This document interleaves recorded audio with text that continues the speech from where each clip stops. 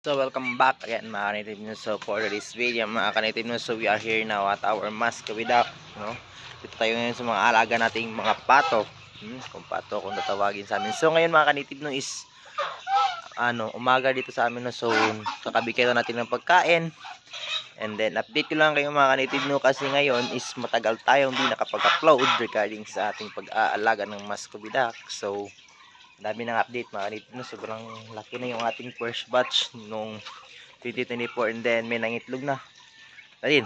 So maganda yun mga ka-native news dahil meron naman tayong incoming na paparating ng mga sisiw. So ngayon is ipapakita ko sa inyo mga ka-native yung ating mga alaga.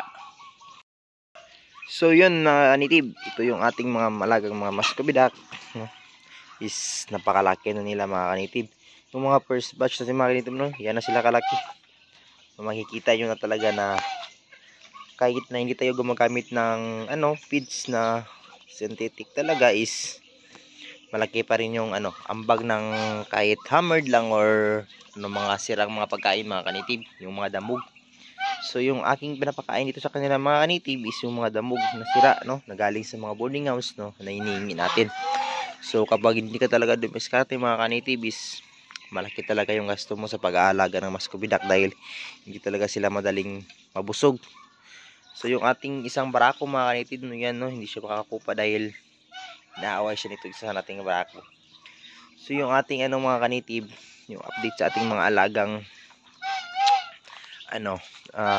maliliit ating mga siso. So ito na yun sila mga ka-native. Yan, ito na sila kalaki ngayon. So yung pinapakain natin mga ka-native, no, is Integra 2. Dito na tayo nagpapakain ng synthetic na feeds mga ka-native kapag maliit pa sila, pero pag malaki na sila mga ka-native is hindi na natin sila pinapakain ng feeds dahil napakagasto na yun. So pag ito mga ka-native is parang mga 1 week na lang, no, ibaba na din natin to sila dahil napakalaki na nila. So hindi nila need na pag feeds pa, so pinayan sila. So yung ating gansa mga ka-native, no, is hindi pa rin siya naglilimlim, so okay lang yun dahil first time niya pa lang dito sa atin dahil baguhan. So magbibigay muna tayo ng tubig mga ka-native dahil di ako nakapagbigay.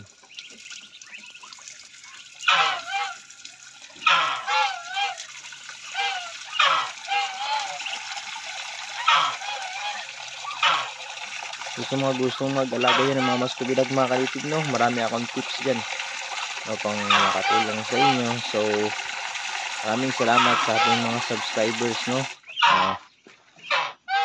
mga solid subscribers, no, mga solid supporters na tumutulong sa atin sa panonood. So maraming salamat sa inyo.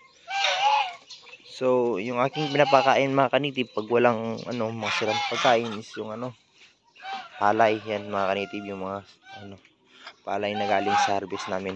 So parang tamlay yung ating barako mga ka-native, hindi siya nakapag kupa. So hindi naman natin pwedeng talian yung barako mga ka-native dahil hindi siya pwede hindi siya makakupa agad dahil hindi naman na malapit yung mga alaga nating mga munga. So sa ngayon mga ka-native is ito lang muna yung update sa ating pag-aalaga. Ay wait mga ka-native, na ipapakita ko sa inyo yung itlog ng ating alagang pato. So dito siya ng itlog mga ka-native. Ito, yan. So 2, 4, 6, 8, 10, 12, 14, 15. So meron naman bago mga ka-native, siguro nag-itlog ito. So hindi siguro alam. So hindi pa sanay, so pupunta niya din ito mga ka-native. Yes, siguro ito nakita. So we have 16 eggs na ngayon mga ka-native. Ay 15. 1, 2, 3, 4, 1, 2, 3, 4, 5, 6, 7, 8, 9, 10, 11, 12, 13, 14, 15, 16.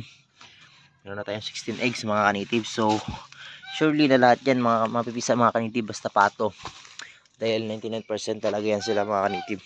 Kung may maiwan man, mga isa lang yan mga ka-native, pero sure na mas marami yung mapipisa. So sa ngayon mga ka-native, no, sa mga gustong mag-alaga ng Mascobida dyan, so huwag kayong nayang subukan dahil napakaganda mga ka-native. Napakaganda ng karning ng pato mga ka-native. Yung the best na pagluto nito mga ka-native is yung adobo. Yung adobo tsaka patotin yan talaga yan. the best na pagluto ng Muscovy Duck. So sa ngayon mga kanitib, ito lang muna yung update sa ating mga alagang pato. So maraming salamat sa mga solid supporters na sa mga di pa po nakasubscribe. Please subscribe yung channel and click ang notification bell para palagi po yung update mga kanitib sa ating mga pag-aalaga. Happy farming!